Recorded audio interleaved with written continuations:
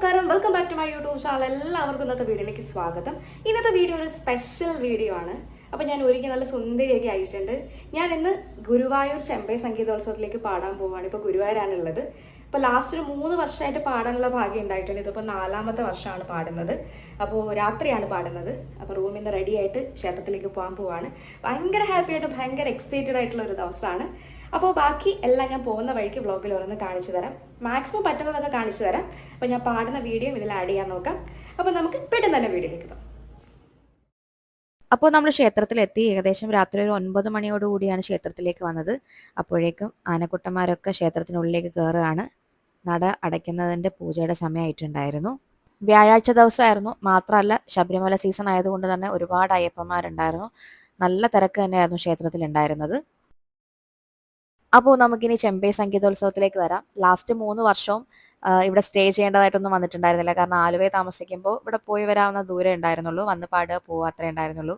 പക്ഷേ ഇപ്പോൾ കൊല്ലത്തുനിന്ന് വന്നതുകൊണ്ട് തന്നെ നമ്മളിവിടെ സ്റ്റേ ചെയ്ത് പാടിയിട്ടൊക്കെയാണ് പോകുന്നത്.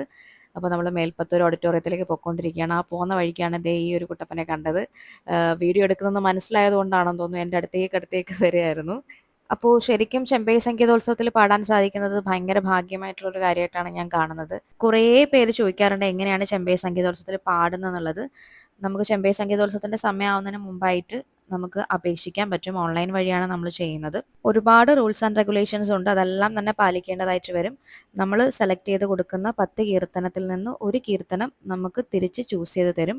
ആ കീർത്തനം വേണം നമ്മൾ പാടാൻ. 5 മിനിറ്റേ ഉള്ളൂ നമുക്ക് സമയം. അതിനുള്ളിൽ നമ്മൾ പാടി തീർക്കണം. അപ്പോൾ അതാണ് ചെമ്പൈ സംഗീതോത്സവത്തിൻ്റെ രീതി. സംഗീതോത്സവം തുടങ്ങി അവസാനിക്കുന്നത് വരെ മേൽപ്പത്തൂർ ഓഡിറ്റോറിയത്തിൽ കണ്ടിന്യൂസ് ആയിട്ട് ആൾക്കാരിങ്ങനെ പാടിക്കൊണ്ടേയിരിക്കും. ഒരിക്കലും അതിനൊരു സ്റ്റോപ്പ് ഉണ്ടാവത്തില്ല. അതാണ് ഈ സംഗീതോത്സവത്തിൻ്റെ ഏറ്റവും പ്രധാനപ്പെട്ട ഒരു കാര്യം എന്നുള്ളത്.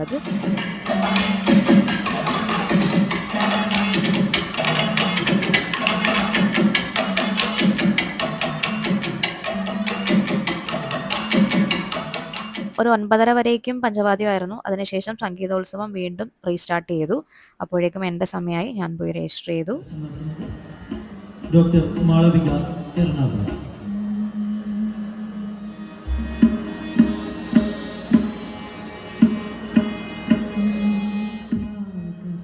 അപ്പോൾ ഞാൻ പാടുന്ന കുറച്ച് പോർഷൻ ഞാൻ ഈ വീഡിയോയിൽ ആഡ് ചെയ്യുന്നുണ്ട്. പാടുന്ന ആൾക്ക് ഏറ്റവും കൂടുതൽ സപ്പോർട്ട് തരുന്ന 2 പേരാണ് വയലിനും മൃദംഗവും. ഇത്രയും ഫേമസ് ആയിട്ടുള്ള മ്യൂസീഷ്യൻസിൻ്റെ കൂടെ ഈ ഒരു വേദിയിൽ, അതും ചെമ്പൈ സംഗീതോത്സവത്തിൽ ഗുരുവായൂർ ഇവിടെ മേൽപ്പത്തൂർ ഓഡിറ്റോറിയത്തിൽ പാടാൻ സാധിക്കുന്നത് ഭയങ്കര സന്തോഷം തരുന്ന ഒരു കാര്യമായിരുന്നു. അപ്പോൾ ഇനി ഞാൻ പാടിയ കുറച്ച് പോർഷൻസ് കേൾക്കാം. ഓഡിയോ ക്വാളിറ്റി അത്രയ്ക്കില്ല, എന്നാലും കേൾക്കാം.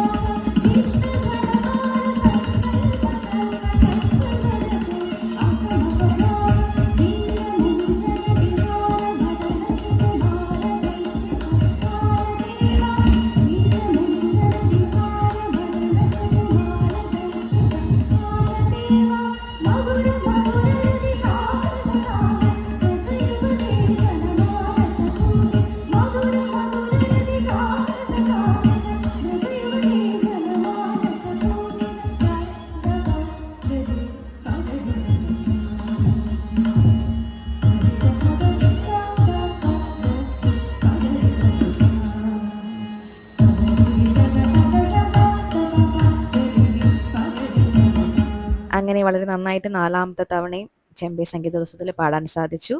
അപ്പോൾ ഇതായിരുന്നു ഇന്നത്തെ വിശേഷം. എല്ലാവർക്കും വീഡിയോ ഇഷ്ടമായിട്ടുണ്ടാവും എന്ന് വിചാരിക്കുന്നു. ഇഷ്ടമായെങ്കിൽ ലൈക്ക് ചെയ്യണം, കമൻറ്റ് ചെയ്യണം, ഷെയർ ചെയ്യണം. എൻ്റെ ചാനൽ ആദ്യമായിട്ട് കാണുന്ന എല്ലാവരും തന്നെ സബ്സ്ക്രൈബ് ചെയ്യാൻ മറക്കരുത്. അപ്പോൾ നമുക്ക് മറ്റൊരു വീഡിയോയിൽ വീണ്ടും കാണാം. അതുവരേക്കും ടാറ്റാ ബൈ ബൈ.